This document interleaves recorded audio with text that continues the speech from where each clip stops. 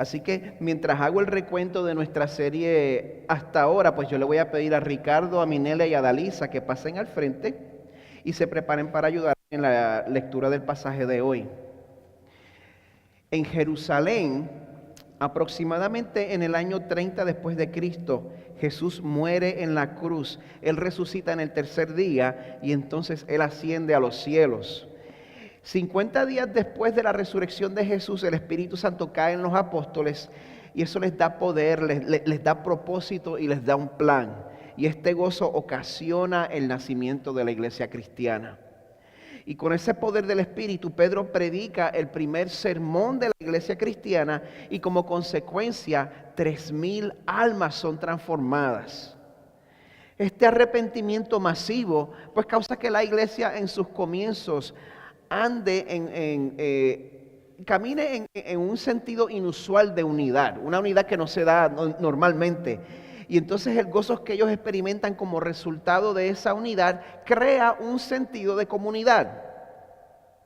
Acto seguido, Pedro y Juan pues continúan proclamando el evangelio a través de predicar y de hacer milagros, lo cual causa que ellos sean arrestados y que las autoridades les ordenen a que no vuelvan a hablar de Jesús.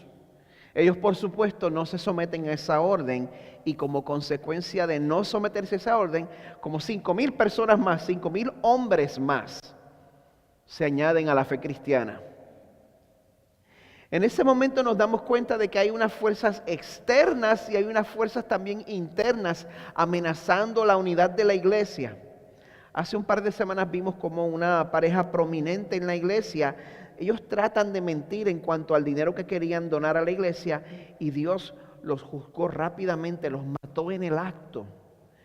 Y también empezaron a surgir tensiones raciales como vimos la semana pasada. Los judíos que hablaban griego acusaron a los judíos que hablaban hebreo de que sus viudas eran desatendidas en la distribución diaria de los alimentos y por esta razón los apóstoles le piden a la iglesia que escogieran 7 hombres para servir y cuidar de la congregación. Esto nos muestra que en todo tiempo, a principios en el año 30 después de Cristo y en el año 2018 después de Cristo, la iglesia va a ser perseguida y va a ser alabada a la misma vez. Va a ser amada y va a ser odiada. Los cristianos siempre van a ser malentendidos. El carácter del cristiano siempre va a ser tergiversado, siempre va a ser difamado y la iglesia siempre va a ser imperfecta. ¿Usted sabe por qué? Porque todos somos imperfectos. Sin embargo, en medio de esas imperfecciones, Dios está operando activamente. Todo eso nos enseña que nuestro deber es luchar y orar por la unidad. Nos hace falta. Que en vez de poner nuestras necesidades y deseos primero, que nosotros mostremos preferencia por nuestros hermanos y por nuestras hermanas. Cuando hacemos eso, la unidad y el crecimiento florecen en la iglesia y este crecimiento causa que la iglesia se multiplique, lo cual nos lleva al pasaje de hoy. Un pasaje que nos habla en específico sobre el impacto y el legado que tuvo uno de los 7 hombres que escogieron la semana pasada, de nombre Esteban. Y hoy tenemos un reto muy serio al frente de nosotros. El pasaje de hoy comprende 68 versículos. La mitad de eso, 34, ya yo lo considero como un pasaje largo para un domingo por la mañana. Y hoy nos toca cubrir 68 versículos. Cualquier estratega de iglesia me aconsejaría que no lo hiciera, pero yo estoy empecinado y empeñado en que lo leamos todito en esta mañana. ¿Por qué? Dios usa la palabra predicada, absolutamente. La Biblia, pero a pesar de todo eso, la Biblia es la palabra inerrante de Dios. Cuando yo predico, hay lugar para error. Cuando usted oye la palabra del Señor, no hay lugar para error. Mi predicación es imperfecta, por eso el tiempo que nosotros pasemos en la lectura de la Biblia es tiempo bien invertido. Así que, bueno, ya que esta lectura va a ser más extendida que de costumbre, Yo le he pedido a Ricardo, a Minela y a Dalisa que me ayuden en esta mañana. Por eso, ¿por qué no oramos primero para que el Señor nos dé la gracia para mantener atención durante este tiempo extendido? Señor, tú eres nuestro ayudador y nos dices en el libro de Hebreos que nos acerquemos con confianza ante el trono de la gracia para obtener y recibir ayuda en el momento oportuno, y este es el momento oportuno. El momento, Señor, en que necesitamos que tú obres en nuestras mentes, en nuestros corazones, y te pedimos que tu Espíritu Santo nos dé el poder para atender, que nos dé el poder para entender y que nos dé el poder para beneficiarnos de tu palabra perfecta. También te rogamos que abra nuestros corazones para recibir el mensaje que tienes para nosotros y que me ayudes a mí a proclamar tu evangelio de una manera clara y de una manera específica y de una manera explícita. En el nombre de Jesús. Amén. Yo voy a comenzar leyendo de Hechos 6, 8 al 15. Y entonces de ahí en adelante, las voces más bonitas se van a encargar del resto. Vamos a estar leyendo de la Biblia de las Américas. Estamos leyendo desde Hechos 6:8 hasta Hechos 8:1. Dice así la palabra del Señor. Y Esteban, lleno de gracia y de poder, hacía grandes prodigios y señales entre el pueblo. Pero se levantaron algunos de la sinagoga llamada de los libertos, incluyendo tanto cireneos como alejandrinos y algunos de Cilicia y de Asia, y discutían con Esteban. Pero no podían resistir a la sabiduría y al espíritu con que hablaba. Entonces, en secreto persuadieron a algunos hombres para que dijeran: le hemos oído hablar palabras blasfemas contra Moisés y contra Dios. Y alborotaron al pueblo, a los ancianos y a los escribas, y cayendo sobre él, lo arrebataron y lo trajeron en presencia del concilio. Y presentaron testigos falsos que dijeron: este hombre continuamente habla en contra de este lugar santo y de la ley. Porque le hemos oído decir que este Nazareno, Jesús, destruirá este lugar y cambiará las tradiciones que Moisés nos legó. Y al fijar la mirada en él, todos los que estaban sentados en el concilio vieron su rostro como el rostro de un ángel. Ricardo continúa con el capítulo 7. Y el sumo sacerdote dijo: ¿es esto así? Y él dijo: escuchadme, hermanos y padres, el Dios de gloria apareció a nuestro padre Abraham cuando estaba en Mesopotamia, antes que habitara en Harán, y le dijo: sal de tu tierra y de tu parentela, y ve a la tierra que yo te mostraré.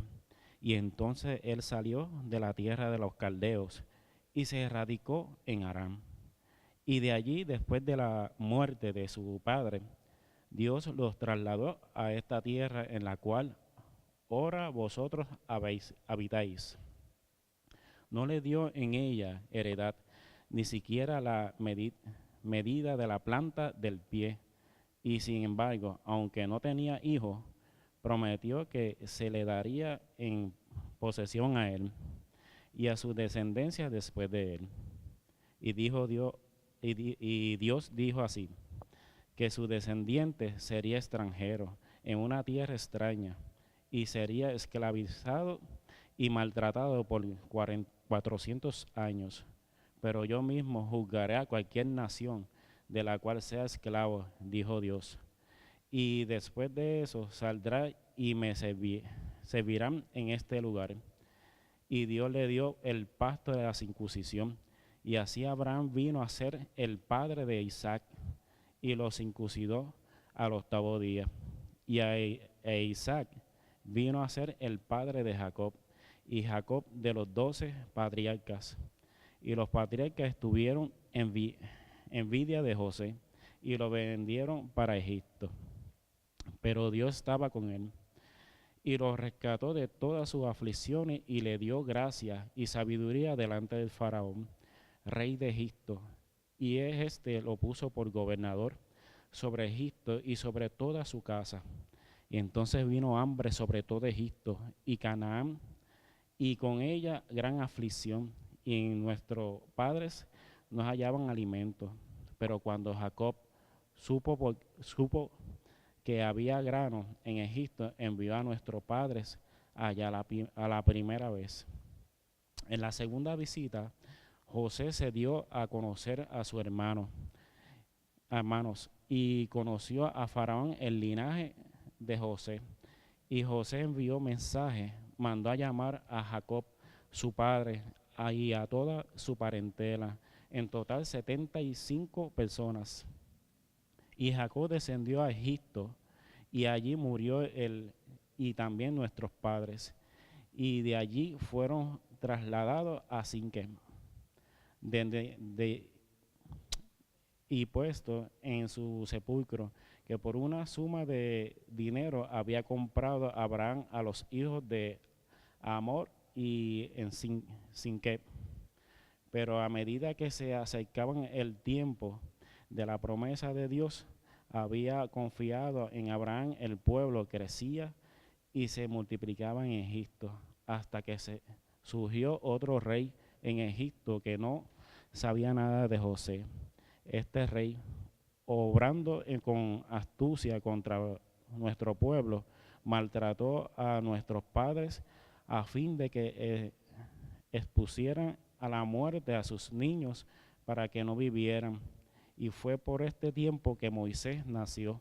Era hermoso en la vista de Dios, y fue criado por 3 meses en la casa de su padre. Después de ser abandonado para morir, la hija de Faraón se lo llevó y lo crió como su propio hijo. Y Moisés fue instruido en toda la sabiduría de los egipcios, y era un hombre poderoso en palabra y en hechos. Pero cuando iba a cumplir la edad de 40 años, sintió en su corazón el deseo de visitar a sus hermanos, los hijos de Israel. Al ver que uno de ellos era tratado injustamente, lo defendió y vengó al oprimido, matando al egipcio. Pensaba que sus hermanos entendían que Dios les estaba dando libertad por medio de él, pero ellos no entendieron. Al día siguiente se les presentó cuando 2 de ellos reñían, y trató de poner paz entre ellos, diciendo: varones, vosotros sois hermanos, ¿por qué os herís el uno al otro? Pero él, que estaba hiriendo a su prójimo, lo empujó diciendo: ¿quién te ha puesto por gobernante y juez sobre nosotros? ¿Acaso quieres matarme como mataste ayer al egipcio? Al oír estas palabras, Moisés huyó y se convirtió en extranjero en la tierra de Madián, donde fue padre de 2 hijos. Y pasados 40 años, se le apareció un ángel en el desierto del monte Sinaí, en la llama de una zarza que ardía. Al ver esto, Moisés se maravillaba de la visión, y al acercarse para ver mejor, vino a él la voz del Señor: yo soy el Dios de tu padre, el Dios de Abraham, de Isaac y de Jacob. Moisés, temblando, no se atrevía a mirar, pero el Señor le dijo: quítate las sandalias de los pies, porque el lugar donde estás en tierra santa. Ciertamente he visto la opresión de mi pueblo en Egipto, y he oído sus gemidos, y he descendido para librarlos. Ve ahora y te enviaré a Egipto. Este Moisés, a quien ellos rechazaron diciendo: ¿quién te ha puesto por gobernante y juez? Es el mismo que Dios envió para ser gobernante y libertador, con la ayuda del ángel que se le apareció en la zarza. Este hombre los sacó haciendo prodigios y señales en la tierra de Egipto, en el Mar Rojo y en el desierto por 40 años. Este es el mismo Moisés que dio a los hijos de Israel: Dios os levantará un profeta como yo de entre vuestros hermanos. Este es el que estaba en la congregación en el desierto, junto con el ángel que se le hablaba en el monte Sinaí. Y cuando nuestros padres y el que recibió palabra de vida para transmitirla a vosotros, al cual nuestros padres no quisieron obedecer, sino que le repudiaron, y en sus corazones regresaban a Egipto, diciendo a Aarón: haznos dioses que vayan delante de nosotros, porque a este Moisés que nos sacó de la tierra de Egipto, no sabemos lo que le haya pasado. Versículo 41. En aquellos días hicieron un becerro y ofrecieron sacrificio y se regocijaban en las obras de sus manos. Pero Dios se apartó de ellos y los entregó para que sirvieran al ejército del cielo, como está escrito en el libro de los profetas. ¿Acaso fue a mí a quien ofrecisteis víctimas y sacrificios en el desierto por 40 años, casa de Israel? También llevasteis el tabernáculo de Moloc y la estrella del dios Renfán y las imágenes que hicisteis para adorarlas. Yo también os deportaré más allá de Babilonia. Nuestros padres tuvieron el tabernáculo del testimonio en el desierto, tal como le había ordenado que lo hiciera aquel que habló a Moisés, conforme al modelo que había visto. A su vez, habiéndolo recibido, nuestros padres lo introdujeron con Josué al tomar posesión de las naciones que Dios arrojó delante de nuestros padres hasta los días de David. Y David halló gracia delante de Dios y pidió el favor de hallar una morada para el Dios de Jacob. Pero fue Salomón quien edificó una casa. Sin embargo, el Altísimo no habita en casa hecha por manos de hombres, como dicen los profetas. El cielo es mi trono y la tierra el estrado de mis pies. ¿Qué casa me edificaréis?, dice el Señor, ¿o cuál es el lugar de mi reposo? ¿No fue mi mano la que hizo todas estas cosas? Vosotros que sois duros de cerviz e incircuncisos de corazón y de oídos, resistid siempre al Espíritu Santo. Como hicieron vuestros padres, así también hacéis vosotros. ¿A cuál de los profetas no persiguieron vuestros padres? Ellos mataron a los que antes habían anunciado la venida del justo, del cual ahora vosotros os hicisteis traidores y asesinos, vosotros que recibisteis la ley por disposición de ángeles y sin embargo no la guardasteis. Al oír esto se sintieron profundamente ofendidos y crujían sus dientes contra él. Pero Esteban, lleno del Espíritu Santo, fijos los ojos en el cielo, vio la gloria de Dios y a Jesús de pie a la diestra de Dios, y dijo: He aquí veo los cielos abiertos y al Hijo del Hombre de pie a la diestra de Dios. Entonces ellos gritaron a gran voz, y tapándose los oídos arremetieron a una contra él, y echándole fuera de la ciudad comenzaron a apedrearle. Y los testigos pusieron sus mantos a los pies de un joven llamado Saulo, y mientras apedreaban a Esteban, él invocaba al Señor y decía: Señor Jesús, recibe mi espíritu. Y cayendo de rodillas, clamó en alta voz: Señor, no le tomes en cuenta este pecado. Habiendo dicho esto, durmió. Capítulo 8, versículo 1. Y Saulo estaba de completo acuerdo con ellos en su muerte. En aquel día se desató una gran persecución en contra de la iglesia en Jerusalén, y todos fueron esparcidos por las regiones de Judea y Samaria, excepto los apóstoles. Esta es la palabra de Dios. Muchas gracias, Ricardo, Minel y Dalisa.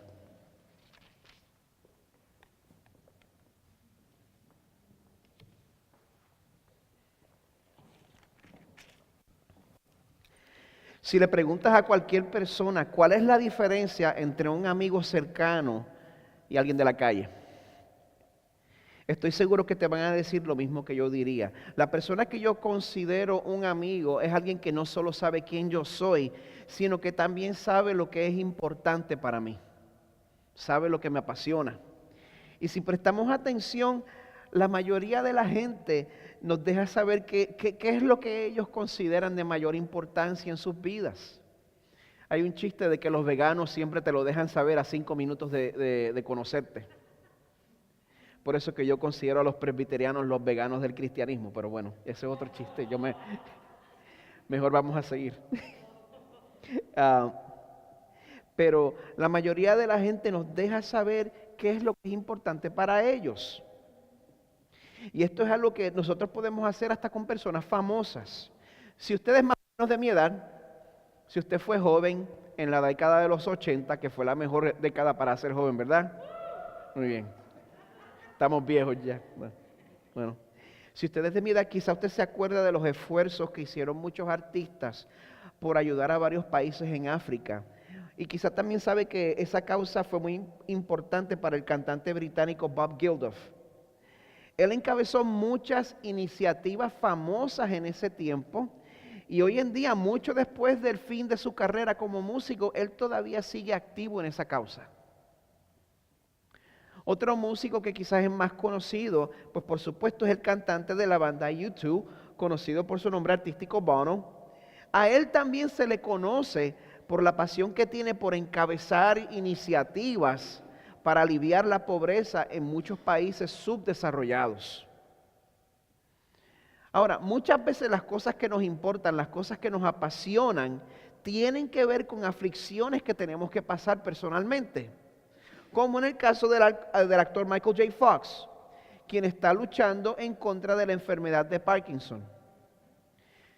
También está abogando por el uso de fondos federales para invertir en investigar el uso de células madres para combatir esa condición. Pero ya sea que usted esté de acuerdo con esas figuras públicas o no, nosotros podemos ver cómo de una manera o de otra la vida de cada uno de ellos cuenta una historia. Y no es necesario ser famoso para que nuestras vidas proclamen al mundo lo que es importante, lo que es valioso para nosotros. Encontrar lo que es importante para nosotros es fácil. Échale un vistazo a tu chequera. La chequera no miente. Nuestros hábitos de inversión, donde nosotros invertimos nuestro dinero, donde nosotros invertimos nuestro tiempo, donde nosotros invertimos nuestros talentos, lo que tú quieres que la gente sepa de ti cuando te conoce.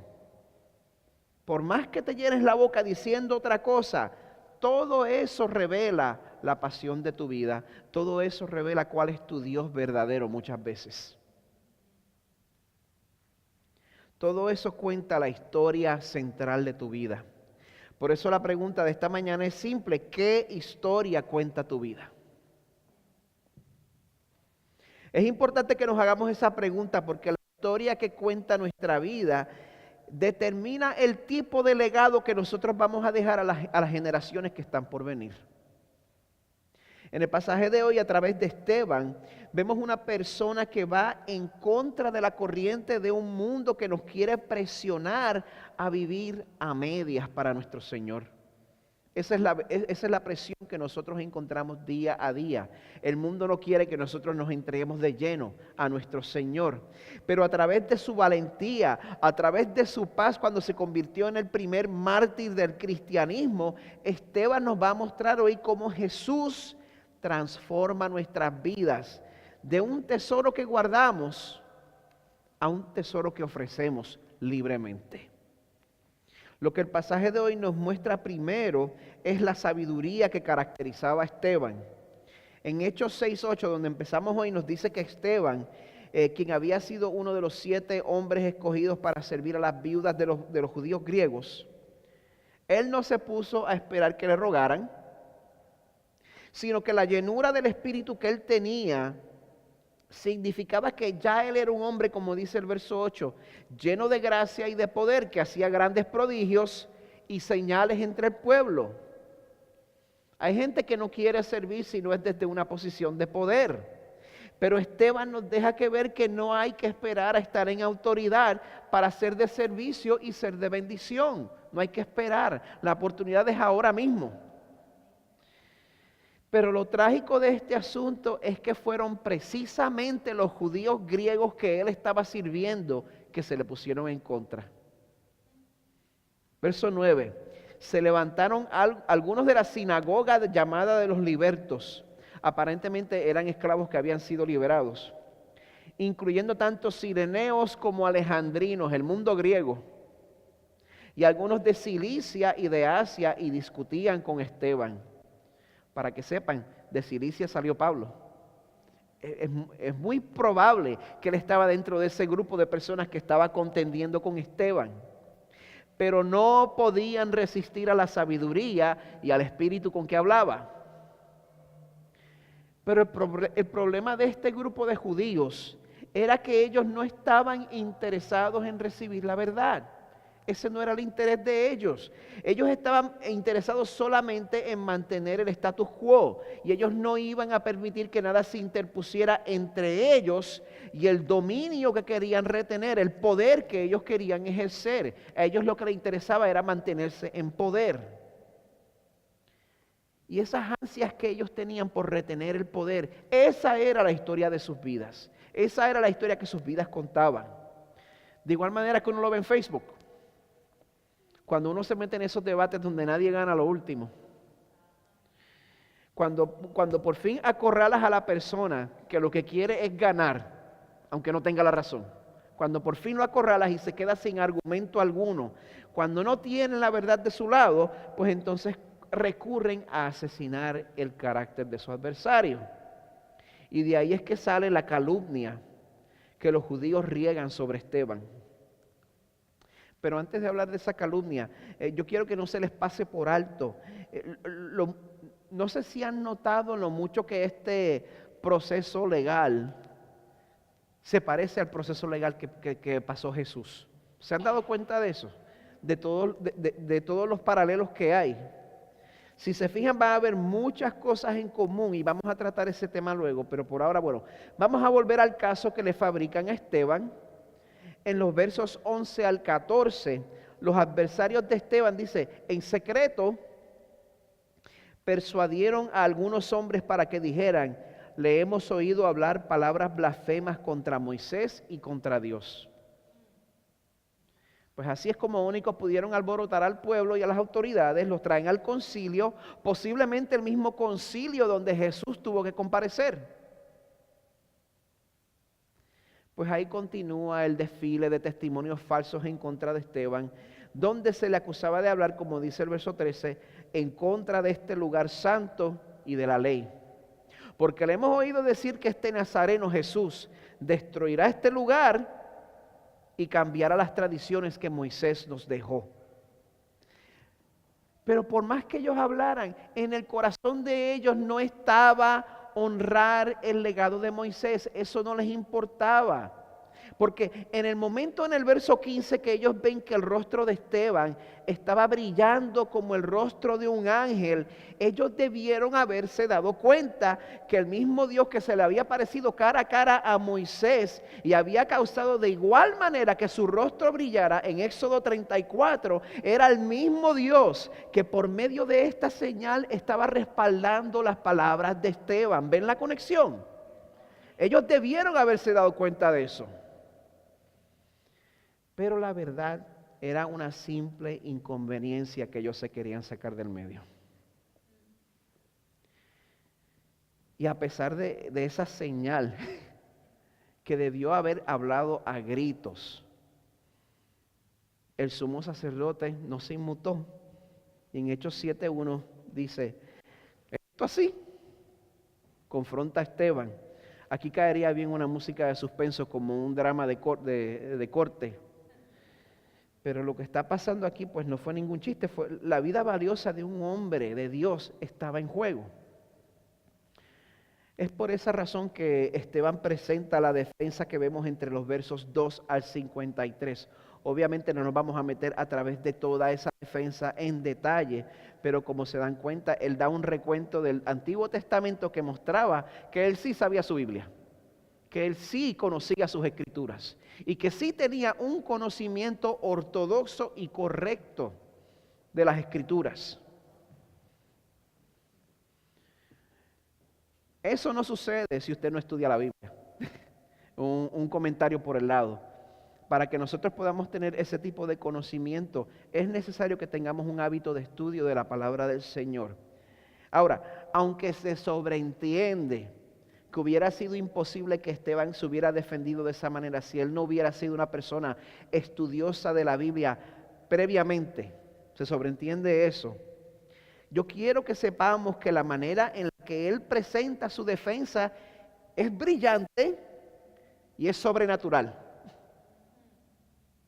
El Señor usó su conocimiento, pero su defensa fue una cosa sobrenatural. En verdad lo que estamos viendo es a Jesús cumpliendo su promesa en Lucas 21, donde dice, os echarán mano os perseguirán, entregándoos a las sinagogas y cárceles, llevándoos ante reyes y gobernadores por causa de mi nombre. Esto os dará oportunidad de testificar.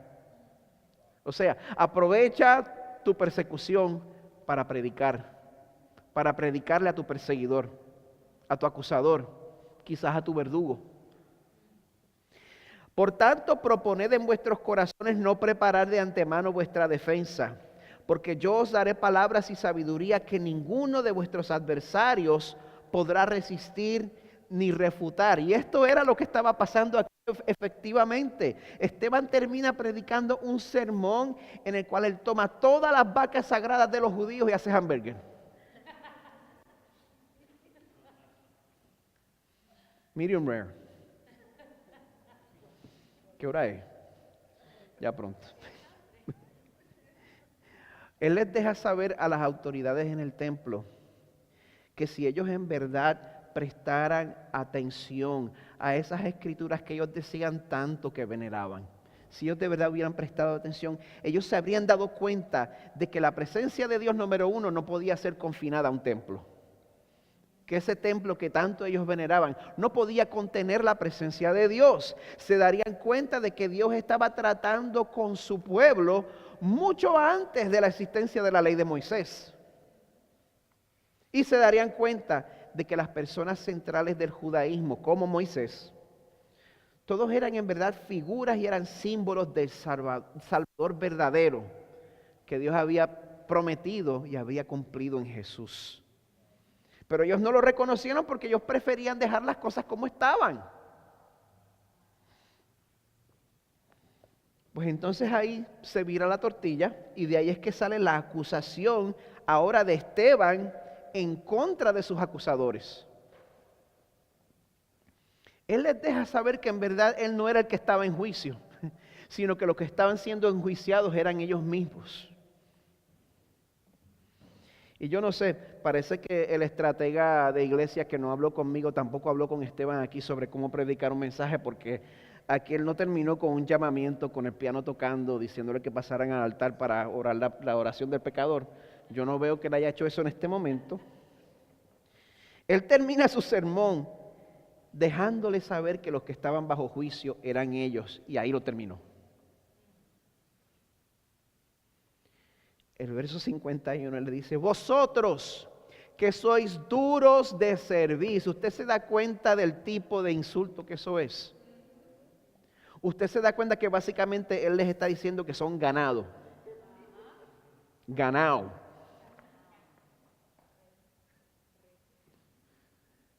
La queja de que un animal es duro de cerviz es cuando uno está tratando de arar y uno está tratando de doblar y el animal tiene un lomo duro que no se deja gobernar. Eres un buey, básicamente. Ustedes que son duros de cerviz e incircuncisos de corazón y de oídos, resistid siempre al Espíritu Santo como hicieron vuestros padres, así también hacéis vosotros. ¿A cuál de los profetas no persiguieron vuestros padres?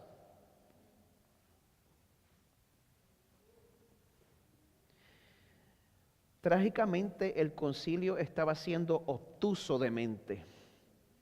Y la razón por la cual el concilio estaba siendo tan obtuso de mente es porque en vez de recibir la salvación gratuita ofrecida a través de Jesucristo, ellos preferían tratarse de ganar el favor de Dios a través de su identidad nacional y a través de sus esfuerzos y a través de sus sacrificios. Y en el proceso ellos estaban convenciendo a sí mismos que estaban guardando todos esos mandamientos que son imposibles de guardar.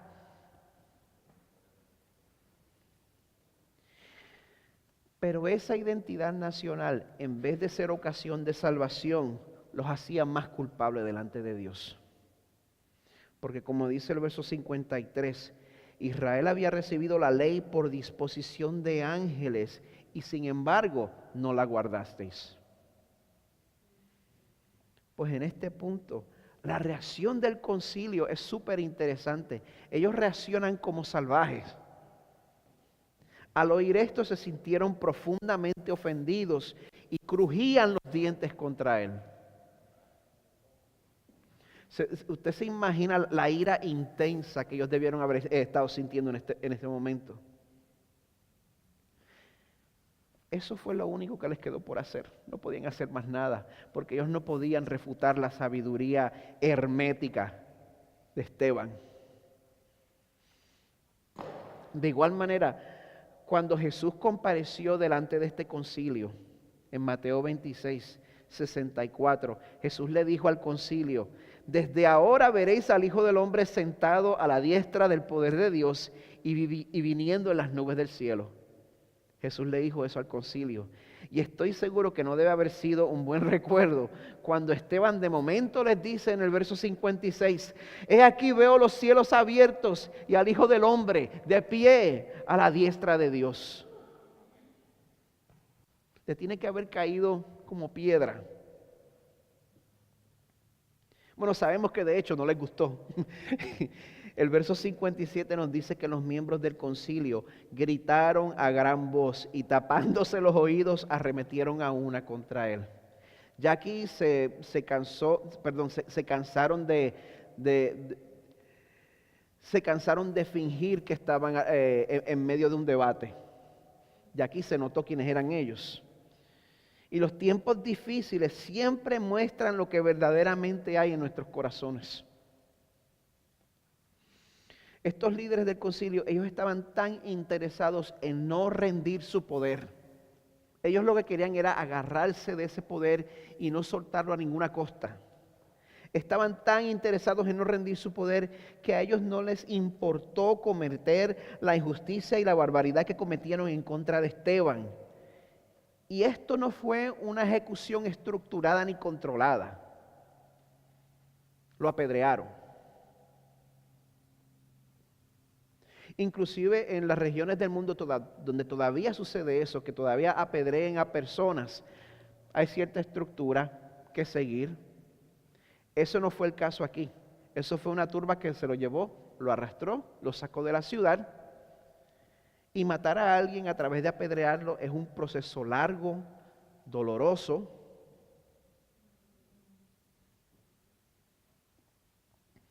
A Esteban lo apedrearon de manera improvisada.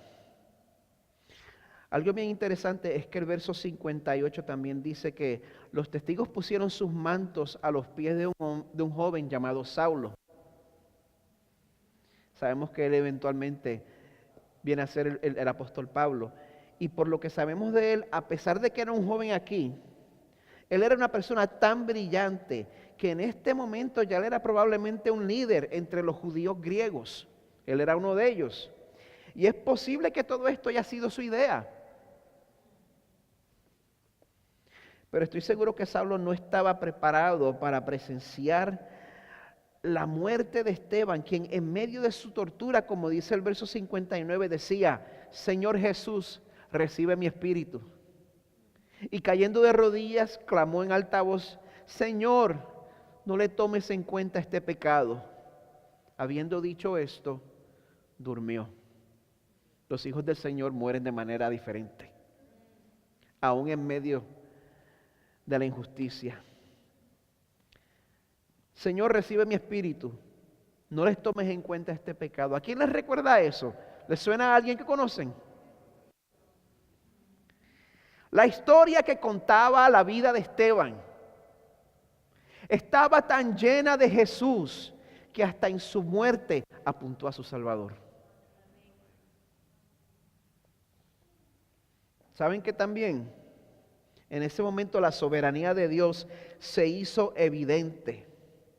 Aún en esos tiempos de persecución, porque a pesar de, como dice el verso 1 del capítulo 8, Saulo estaba de completo acuerdo con ellos en su muerte, y a pesar de que también se desató una gran persecución en contra de la iglesia en Jerusalén, los propósitos de Dios seguían intactos, completamente intactos. Nadie alteró el plan del Señor, porque número uno, las palabras de Jesús de lo que iba a hacer cuando los discípulos se convirtieran en sus testigos, las palabras de Jesús en Hechos 1 se estaban cumpliendo. El fin del verso 1. Todos fueron esparcidos por las regiones ¿de dónde?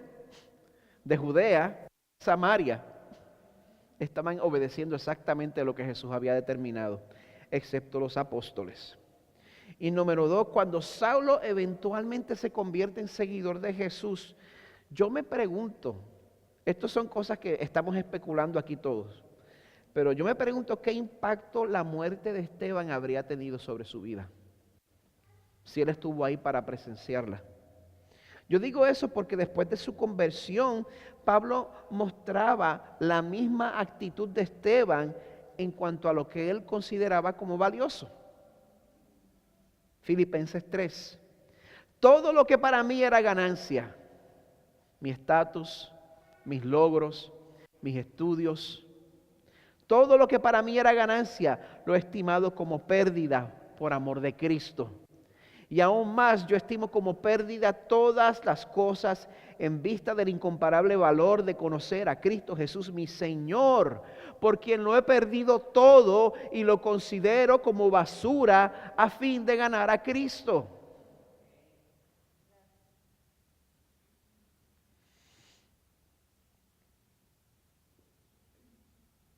Pablo, toda la influencia, todas las cosas que había acumulado las tuvo por basura, porque él vio que Esteban, un hombre brillante y lleno de poder, puso su vida entera al servicio de Dios.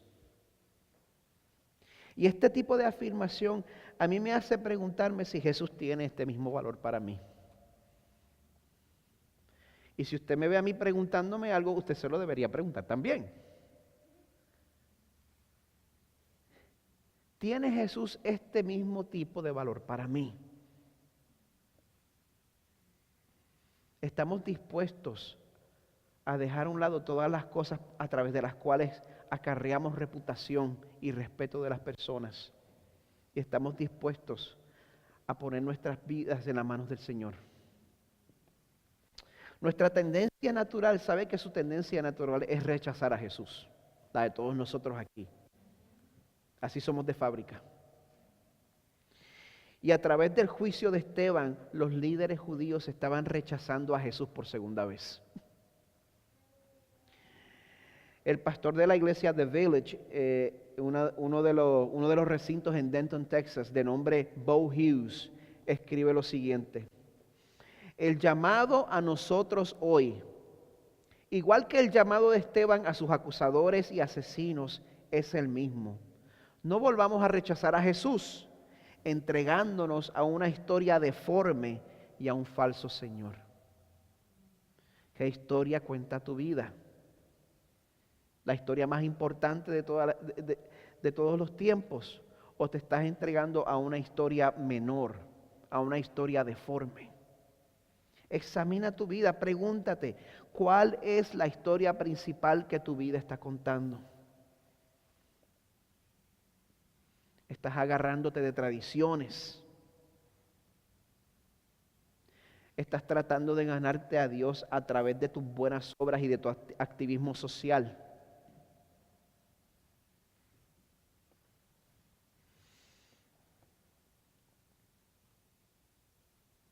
Tu vida cuenta la historia de tu estatus social, tu estatus económico, tu estatus marital. Quizás estás buscando definir tu vida de esa manera. Quizás tu vida es definida por ser padre, por ser madre. Quizás tu carrera o tus posesiones, esas cosas definen tu vida. Yo quiero que sepas que Jesús está listo para salvarte y para ser el líder que tú necesitas ahora mismo. Él es un líder que te va a enseñar que su amor es mejor que la vida misma, como lo fue para Esteban. Nos va a mostrar que Él es un líder que transforma nuestras vidas de un tesoro que guardamos a un tesoro que ofrecemos. Le voy a pedir al equipo de adoración que pase al frente.